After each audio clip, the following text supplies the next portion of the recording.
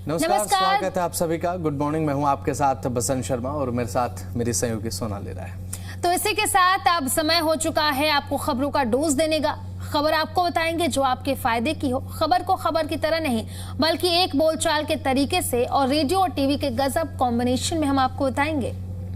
एक अनोखा लहजा, एक अलग अंदाज भी जरूरी है, जहां आपको खबर सुनाएंगे भी और दिखाएंगे भी। आपकी गलियों से लेकर आपके दिन भर की पूरी कहानी तक, पल पल की अपडेट, क्या करना है क्या नहीं करना है और साथ ही कहां से निकले कहां से बचे, हर अपडेट आपको देंगे। तो चलिए इसी के साथ स्टार्ट दिल्ली वाला रेडियो टीवी।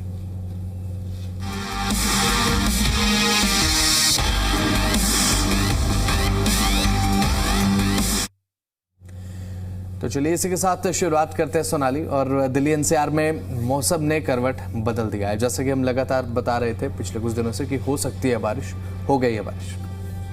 बिल्कुल, अब वेस्टर्न डिस्टर्बेंस की वजह से कल शाम बारिश देखने को मिली और बारिश के बाद मौसम जो है वो सुहाना हो गया और दिल्ली वासियों को जिसका इंतजार था आखिर बारिश हो गई। क्योंकि कल हमें भी इंतजार था और कल हम बात भी कर रहे थे कि आशंका जताई गई है बारिश होती है या नहीं होती, देखने वाली बात होगी, लेकिन बारिश हुई। अब आज के लिए भी आशंका जताई गई है, ऑरेंज अलर्ट जारी किया गया है मौसम विभाग की तरफ से।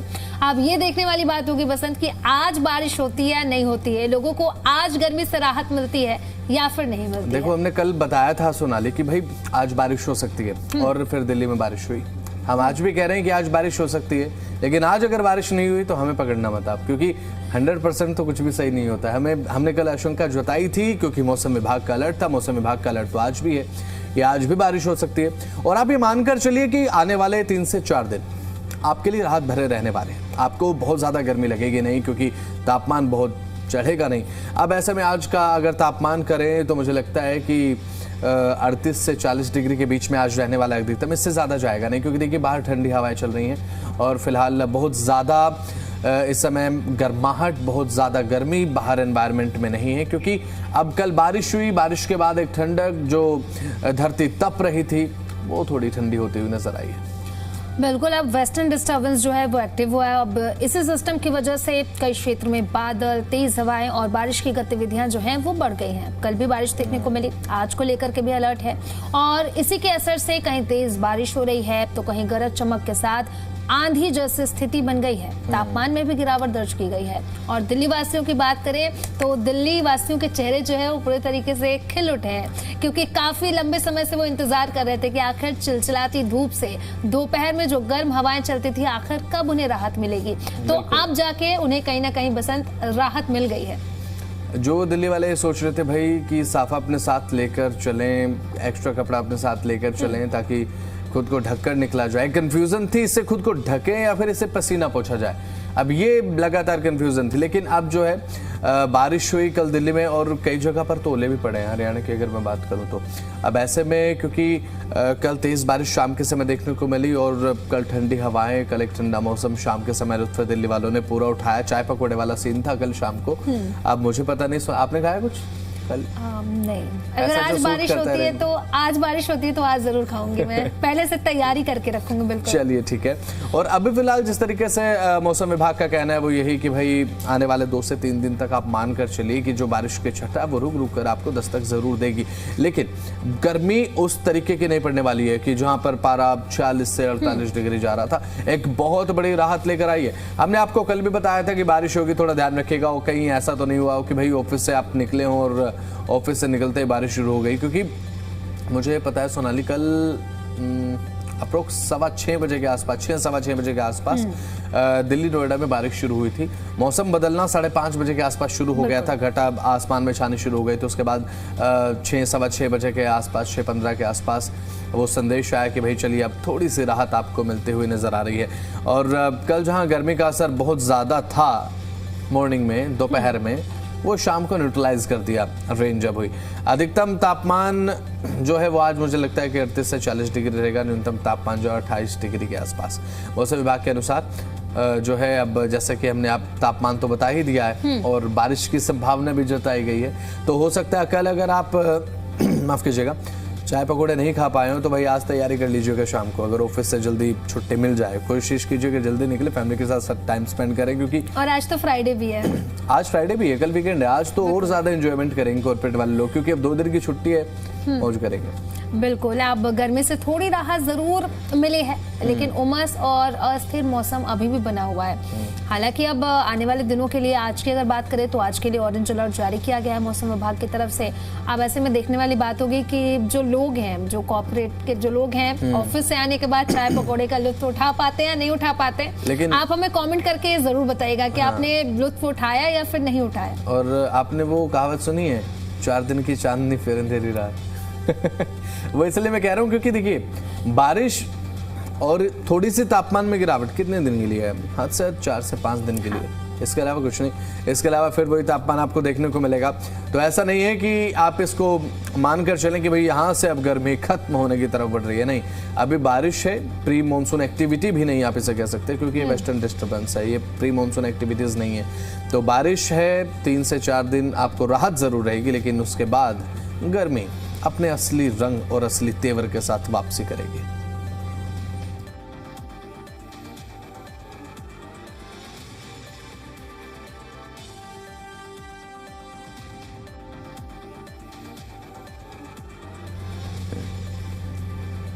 तो चलिए अब इसी के साथ खबरों में बढ़ते हैं आगे। सोनाली, बिल्कुल, अब दिल्ली वालों के लिए एक और बड़ी और थोड़ी राहत भरी खबर सामने आई है, क्योंकि अब भलसवा लैंडफिल साइट पर कूड़े का पहाड़ जो लगा हुआ है वो जल्द ही इतिहास बनने जा रहा है।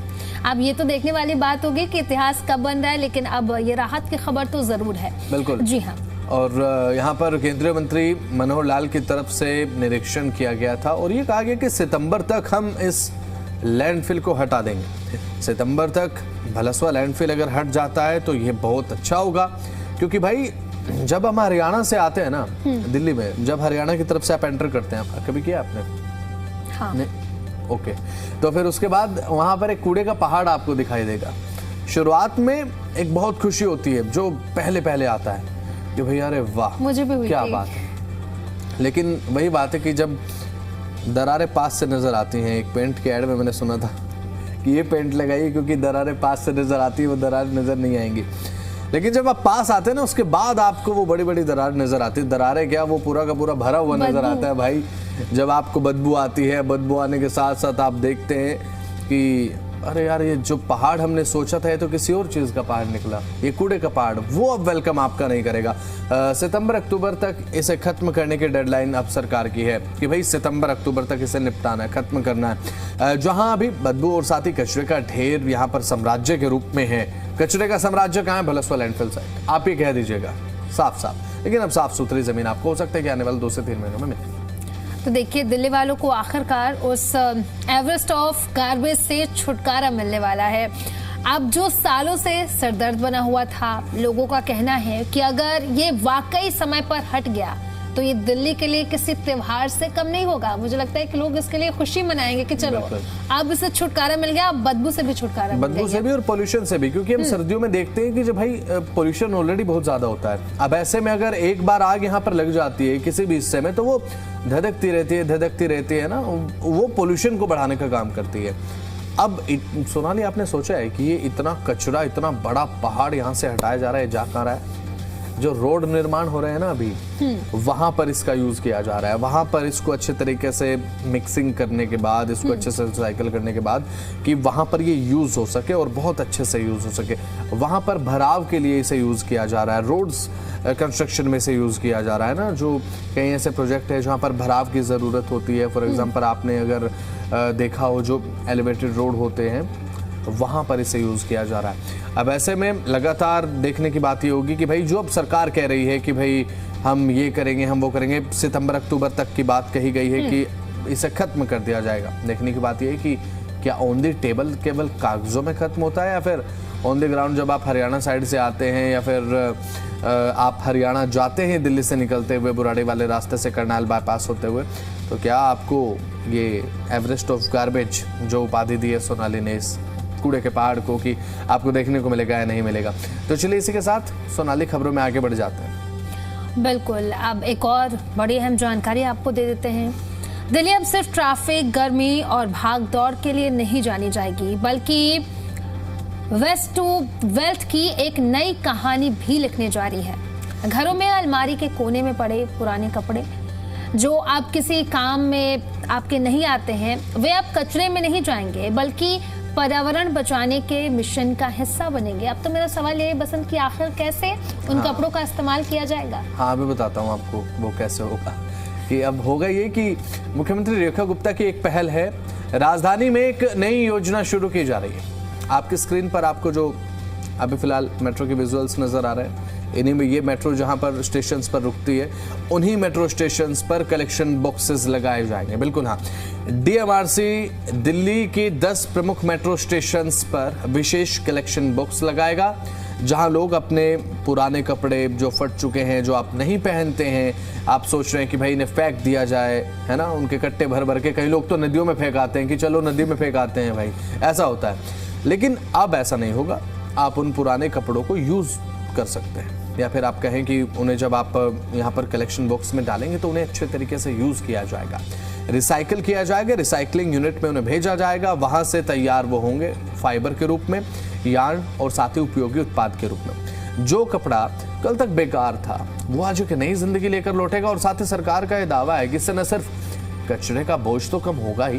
बल्कि दिल्ली और ज्यादा साफ सुथरी और साथ ही पर्यावरण के अनुकूल भी बन जाएगी। तो कुल मिलाकर अगर हम बात करें बसंत, तो अब कपड़े अलमारी से निकलकर सीधे ग्रीन दिल्ली मिशन में एंट्री मारेंगे।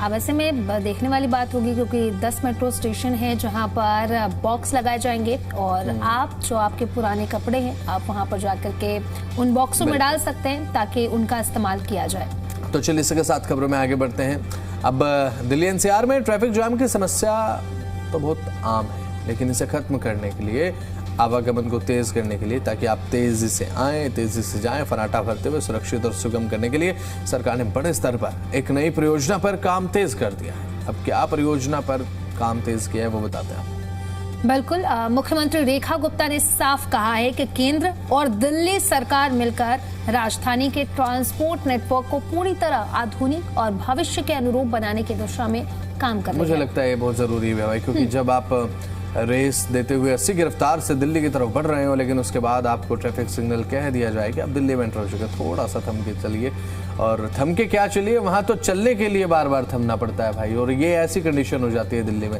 हर 10 मिनट तो मैंने बहुत ज़्यादा बोल दिया, हर 2 मिनट में ट्रैफिक लाइट, हर 2 मिनट में ट्रैफिक सिग्नल आपको देखने को मिलता है। अब ऐसे में जहाँ पर आप आ रहे थे सूर पूरा बना हुआ था, 80-90 आप चल रहे थे, लेकिन वहाँ पर आने के बाद आप 20, 30, 40, वो भी अगर आपकी किस्मत बहुत ज़्यादा मेहरबान आप पर है तो आप 40 तक पहुंचते हैं। और 10 मिनट अगर आप बिना किसी रुकावट के चल लें दिल्ली में, तो मुझे लगता है कि वो आपका सबसे लकी समय होगा पूरे दिन में, अगर आप ट्रैवल दिल्ली में करते। फ्लाइट में अनाउंसमेंट होती है ना, वैसी एक अनाउंसमेंट आपके पास भी आएगी, आप अब लेट हो जाएंगे क्योंकि आप दिल्ली में हैं।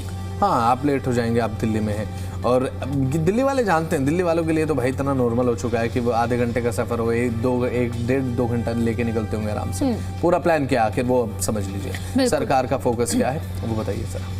बिल्कुल, सरकार का फोकस दिल्ली एनसीआर को जाम मुक्त कॉरिडोर में बदलने पर है, और इसके लिए कई बड़ी परियोजनाएं तैयार की जा रही हैं, जिनमें कौन कौन सी परियोजनाएं वो हम आपको बता देते हैं। नए एक्सप्रेसवे, लंबी सुरंग यानी कि टनल्स बनाए जाएंगे, एलिवेटेड कॉरिडोर और आधुनिक संपर्क मार्ग भी बनाए जाएंगे, और इन सभी परियोजनाओं का उद्देश्य है यात्रा को तेज, आसान और बिना रुकावट वाला बनाना। अब कौन कौन से ये एक्सप्रेस वे हैं जिनमें बदलाव किया जाएगा वो जरा बता दीजिए बसंत। देहरादून एक्सप्रेसवे नाम तो आपने सुना होगा। दिल्ली देहरादून एक्सप्रेसवे तो भाई जब से बना, जब से चर्चाओं में ही है। सबसे अहम परियोजना में से एक यही है, और दिल्ली देहरादून एक्सप्रेसवे लिंक लगभग 17 किलोमीटर लंबा 6 लेन कॉरिडोर, लागत करीब 3500 करोड़ रुपए, और ये UER2 को दिल्ली देहरादून एक्सप्रेस से जोड़ेगा। अब UER जो 2 है, मुझे लगता है ये तो बहुत ज़्यादा बेनिफिशियल होगा, क्योंकि आउटर दिल्ली में बहुत ज़्यादा UER2 की महत्वपूर्णता है, बहुत ज़्यादा महत्वपूर्ण। अगर आपको दिल्ली को बाईपास करते हुए निकलना हो गुरुग्राम की साइड, तो UER2 जो है मुझे लगता है कि बहुत ज़्यादा महत्वपूर्ण लोगों के लिए हो जाता है। फ़ायदा क्या होगा वो देखिए। IGI एयरपोर्ट, इसका नाम भी आपने सुना होगा। यहाँ पर जब आप जाते हैं तो ट्रैफिक ना मिले, ऐसा हो नहीं सकता। हो सकता है तो कब, या फिर रात को आप 2 बजे निकल रहे हैं तो आईजीआई एयरपोर्ट पर ट्रैफिक कम होगा जाते समय और फिलहाल मुकरबा चौक, सिंधु बॉर्डर और फिलहाल इसके अलावा आश्रम बदरपुर पर दबाव घटेगा। यहाँ बहुत ज़्यादा जाम आपको मिलता है। रोहिणी और गुरुग्राम को सीधा कनेक्शन ये मिलने वाला है। नोएडा फरीदाबाद कॉरिडोर भी अब तैयार किया जाएगा। नोएडा फरीदाबाद कॉरिडोर, क्योंकि अभी फिलहाल जब फरीदाबाद से आप नोएडा की तरफ आते हैं, जब फंसते हैं कालिंदी कुंज जाम में, तो आपको पता चल जाता है कि चलिए ठीक है नोएडा पास आने वाला है। कम से कम अभी जाम में फंसने के बाद वो 30 मिनट का सफ़र रहता है। और उसके बाद सरकार का एक और प्रोजेक्ट है जिस पर काम कर रही है ना। लगभग 65 किलोमीटर लंबा 6 लेन कॉरिडोर, लागत करीब 7,500 रुपए की, बहुत भारी भरकम। ये कॉरिडोर कौन सा होगा सोनाली? बिल्कुल, दिल्ली देहरादून, दिल्ली मेरठ, डीएनडी और यमुना एक्सप्रेसवे को ये जोड़ेगा। नोएडा, गाजियाबाद, फरीदाबाद और लोनी को बेहतर कनेक्टिविटी भी देगा। कालिंदी कुंज, जहां पर सबसे ज्यादा जाम होता है, साथ ही साथ सराय काले खां पर जाम कम करेगा। दिल्ली कटरा और UER2 लिंक प्रोजेक्ट एक और महत्वपूर्ण योजना है। 17 किलोमीटर लंबा लिंक रोड, इसकी लागत है 1500 करोड़ रुपए। अब इससे क्या क्या फायदे होंगे हम आपको बताते हैं। भारी वाहनों का डाइवर्जन आसान हो जाएगा। दिल्ली एनसीआर में ट्रैफिक दबाव कम होगा। गुरुग्राम और आईजीआई एयरपोर्ट तक कनेक्टिविटी बेहतर होगी और UER2 पर सर्विस रोड का विस्तार भी होगा। सरकार UER2 के दोनों ओर सर्विस रोड बना रही है। लगभग 26 किलोमीटर लंबी परियोजना, 6,500 करोड़ रुपए की लागत है। और क्या क्या फायदे होंगे स्थानीय लोगों को, जो आवाजाही जो है वो आसान हो जाएगी। वो तो बताते हैं सोनाली, लेकिन अभी फिलहाल एक हास्यास्पद बात मेरे मन में आ रही है। अगर दिल्ली के लोगों को कोई ये कहे ना कि भाई आप वरदान में क्या चीज मांगते हैं, तो दिल्ली के लोग जाम मुक्त सड़कें ही मांगेंगे, अमृत तो नहीं मांगेंगे, वो जाम मुक्त सड़कें मांगेंगे भाई, क्योंकि यही अमृत है उनके लिए। तो स्थानीय लोगों को आसानी आवाजाही मिलेगी, जैसे कि हमने आपको बताया। औद्योगिक और रिहायशी क्षेत्रों को फायदा होगा, क्योंकि रिहायशी क्षेत्रों में लोग रहते हैं और साथ ही औद्योगिक क्षेत्रों में लोगों का ऑफिस से आना जाना, घर आना जाना इन्हीं रास्तों से लगा रहता है। तो चलिए इसके साथ अब हम खबरों में आगे बढ़ते हैं। हमने आपको बताया किस तरीके से जाम मुक्त दिल्ली की परियोजना अभी फिलहाल ऑन दी टेबल तो आ चुकी है, ऑन ग्राउंड आने में कितना समय लगेगा वो देखते हैं। खबरों में आगे बढ़ते हैं। दिल्ली में खेल प्रेमियों के लिए एक बहुत बड़ी खबर है। दिल्ली विकास प्राधिकरण यानी कि DDA ने अपने सभी 17 खेल परिसरों में फिर से प्रोफेशनल खेल प्रशिक्षण शुरू करने का फैसला लिया है। और खास बात यह है कि अब इस सुविधा का लाभ सिर्फ सदस्य ही नहीं बल्कि गैर सदस्य भी उठा सकेंगे। क्या नया बदलाव है वो हम आपको बता देते हैं। DDA के नए फैसले के तहत गैर सदस्य भी अब खेल प्रशिक्षण ले सकेंगे, लेकिन उन्हें सदस्यों के मुकाबले 25% अधिक फीस देनी होगी। यानी कि अब खेल सुविधाएं और ज्यादा लोगों के लिए खुलेगी। DDA स्पोर्ट्स सिस्टम की मौजूदा स्थिति क्या कुछ है वो जरा हम आपको बता देते हैं। DDA के खेल ढांचे की अगर बात करें तो 17 स्पोर्ट्स कॉम्प्लेक्स संचालित हैं। 57,000 से ज्यादा सदस्य इससे जुड़े हुए हैं और हर महीने की अगर हम बात करें तो करीब 3,64,000 लोग इन सुविधाओं का उपयोग करते हैं। बिल्कुल। और सोनाली ने अभी फिलहाल बताया कि सदस्य और गैर सदस्य, मुझे लगता है कि आप रामराज की भाषा में चले गए। आसान भाषा में समझाऊं कि अगर आप मेंबर हैं तो आप तो ले कर ही पाएंगे, प्रैक्टिस खेल पाएंगे। अगर आप मेंबर नहीं हैं तो भी आप प्रैक्टिस कर पाएंगे। आसान भाषा ये है भाई, है ना। 169 कोचिंग स्कीमें पहले से यहाँ पर चल रही हैं। 11,000 से ज़्यादा खिलाड़ी यहाँ पर प्रैक्टिस करते हैं, खेलते हैं। कैसे चलेगा नया कोचिंग मॉडल बताता हूँ आपको। अब DDA ने कोचिंग सिस्टम को एक नए मॉडल पर आधारित किया है, एक नए मॉडल पर बेस कर दिया। कोचिंग रेवेन्यू शेयरिंग मॉडल पर होगा। प्रोफेशनल कोच और साथ ही एजेंसियों से आवेदन मांगे गए हैं। जो इच्छुक है वो आवेदन कर सकता है। कमाई का बंटवारा होगा यहाँ पर। अब कमाई का बंटवारा क्या होगा वो जरा सुनिए। प्रॉफिट क्योंकि जब बढ़ता है ना तो सभी की निगाह उस पर ही रहती है कि कितना % किसका भाई। अब आउटडोर खेलों में 60% कोच एजेंसी, 40% DDA। तो DDA अपना हक क्यों छोड़ेगा? इतना कर रहा है तो भाई अपना हक तो वो पहले सिक्योर करेगा कि हमारा इतना पहले आप रखिए सामने। इंडोर खेलों में 50-50 रहेगा शेयरिंग, है ना। और इंडोर खेलों को लेकर ज़्यादा प्राथमिकता DDA भी दे रहा है। टाइमिंग और प्राथमिकता नियम क्या है? DDA ने अब समय को लेकर भी स्पष्ट नियम बना दिए हैं, वो बताएगी सुना। बिल्कुल, सुबह 6 से लेकर 8 बजे और शाम 6 से लेकर के 8 बजे का ये समय है। सिर्फ दोनों एक ही तो है। हाँ, लेकिन सुबह और शाम का फर्क तो है। हाँ, ये बिल्कुल सही आपने कहा। तो सुबह और शाम 6 से 8 ये आप कह सकते हैं। और सिर्फ मेंबर्स के लिए सुरक्षित नहीं रहेगा बल्कि जो मेंबर नहीं है उनके लिए भी अच्छा रहेगा सोनाली, मुझे लगता है ना।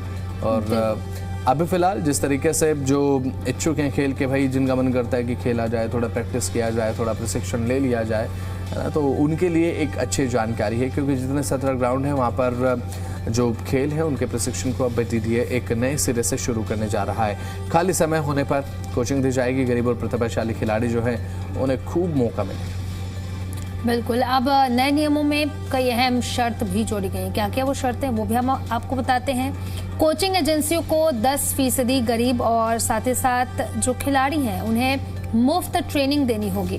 किल स्पोर्ट्स कॉम्प्लेक्स में ज़्यादा डिमांड है, वो ज़रा हम आपको बता देते हैं। अब बहुत सारे कॉम्प्लेक्स है, 17 ऐसे कॉम्प्लेक्स हैं जो सबसे ज़्यादा डिमांड में हैं और यहाँ पर आप जा सकते हैं और जा करके आप खेल सकते हैं। लेकिन जाने के लिए पेट्रोल तो लगेगा ना भाई। पेट्रोल डीजल के दाम बताता हूँ आपको।